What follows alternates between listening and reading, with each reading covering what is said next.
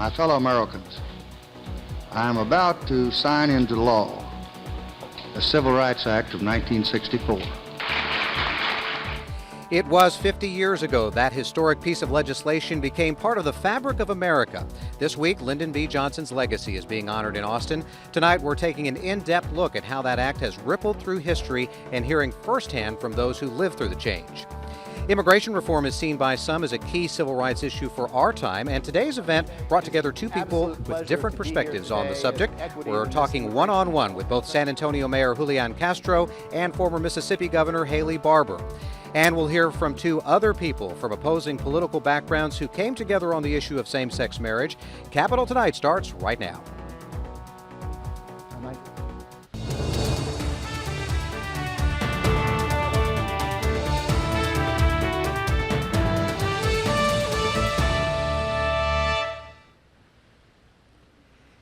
And thanks very much for joining us here for a special edition of Capitol Tonight. We are live here on the grounds of the University of Texas. Behind me, the LBJ Presidential Library. This is the site of a three-day summit commemorating 50 years of the Civil Rights Act. That's when President Johnson signed this major piece of legislation into law in 1964. And over the course of 3 days, a lot of issues looking ahead to civil rights issues, not only just looking at the past, but the present and future, what is going on with certain key issues right now. There are a lot of sessions going on, but of course the big events are former presidents here, as well as President Obama, who will be here on Thursday. This evening, right now, President Carter is speaking to those assembled, and as part of his discussion, he talked about some of the work to be done, including in the area of gay marriage. I believe in what St. Paul wrote to the Galatians. He said there's no difference between people in the eyes of God. There's no difference between men and women. There's no difference between Jews and Gentiles. There's no difference between servants and masters. And I don't believe there's a difference between people because of their sexual orientation. So that discussion with President Carter going on right now. We will be hearing from President Clinton tomorrow, and then on the final day on Thursday, midday, will be President Obama, and then to wrap things up, former President George W. Bush. Now, we want to take this opportunity to welcome for the first time viewers from San Antonio on Time Warner Cable, being able to watch Capitol Tonight from the Alamo City.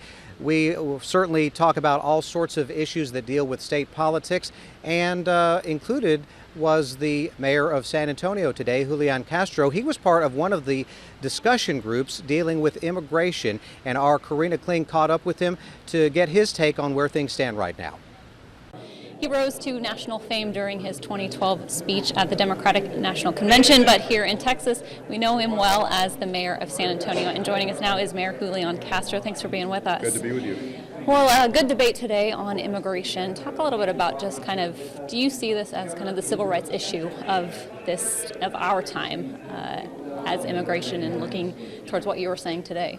I see it in a similar vein. It's not part of the classic civil rights movement, but I do see the question as whether, with respect to 11 or 12 million people who are here who are undocumented, whether we're going to treat them in the same way and allow them to become citizens of the United States.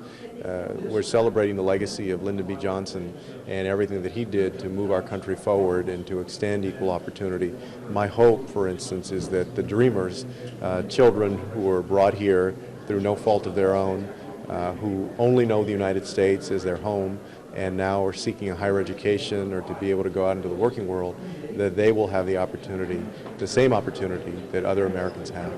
This obviously has been a debate that you haven't shied away from. I know you're going to be doing a debate with Senator Dan Patrick, also a candidate for candidate for Lieutenant Governor. Talk a little bit about how that came about and what you hope to accomplish in that debate. Unfortunately, some of the voices on this issue in Texas have been very strident and extreme, and Senator Patrick has been an extremist when it comes to the issue of immigration, been very anti-immigrant in his words and the legislation that he proposes. And so on April 15th, we'll have the opportunity to debate the issue of what road Texas should take with regard to immigration policy. The fact is that scapegoating immigrants, and as he's done, saying they bring disease to the country and saying there's an invasion from Mexico, doesn't do anything to address the issue and to actually make Texas stronger. With regards to other issues and other things that are being talked about this week, what do you see as some of the other civil rights issues of today? One of the important frontiers of the civil rights movement today, of course, is marriage equality. And I'm proud to see so many courts in different places, including here in Texas, rule that these state laws against homosexual marriage are unconstitutional. My hope is that the Supreme Court, when it takes this issue up again, will hold that states cannot ban same-sex marriage, because I do believe that folks ought to be able to marry the person that they love, whether that's a man or a woman.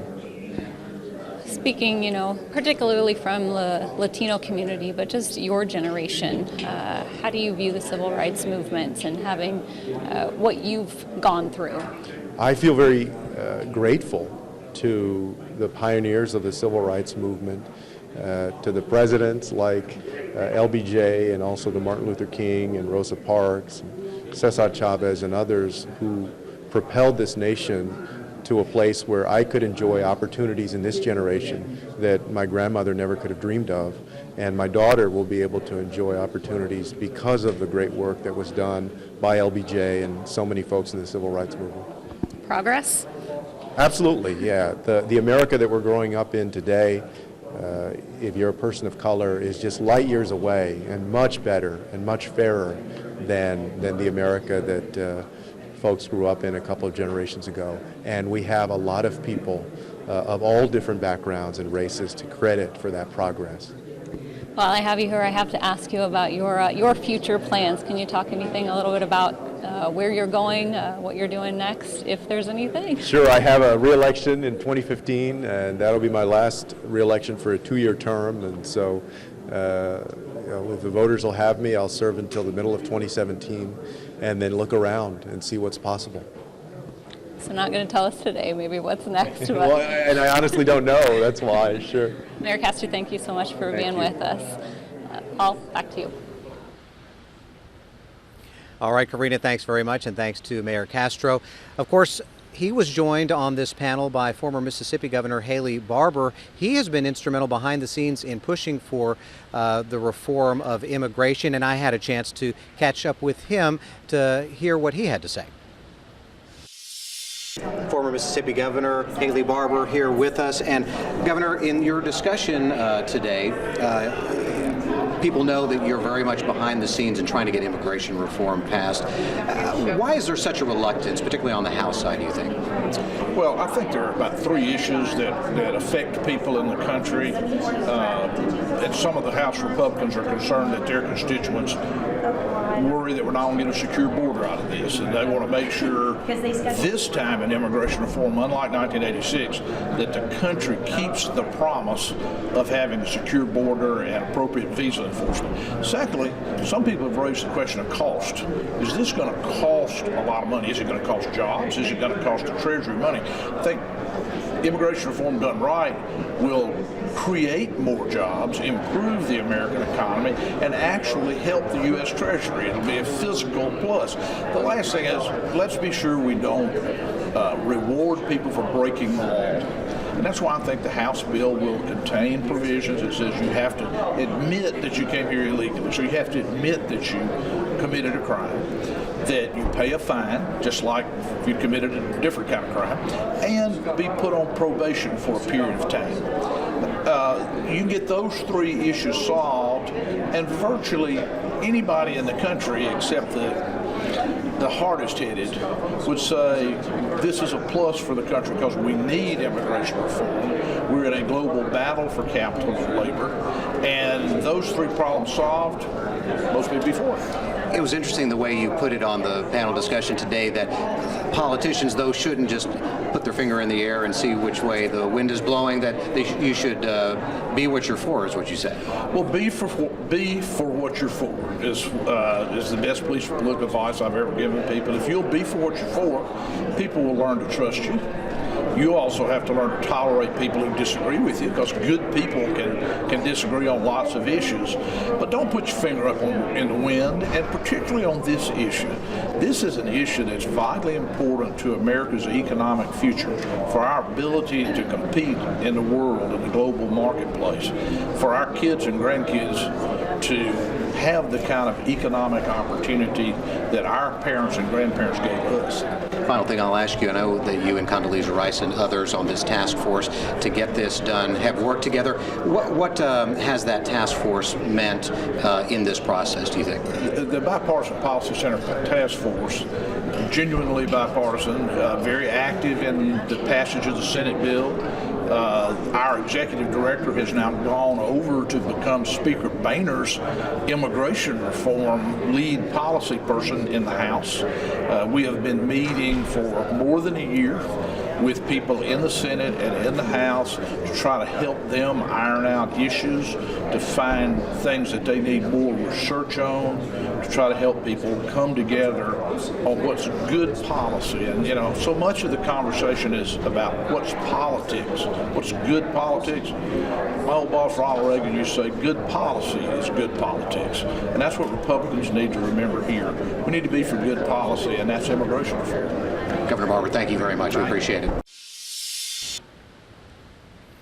And our thanks to Governor Barbour. Now you're taking a live look at the crowd exiting from the speech given by President Carter that has just concluded. Again, as we said, two other former presidents and President Obama will be here. In the meantime, much more ahead on this special live edition of Capitol Tonight from the Civil Rights Summit.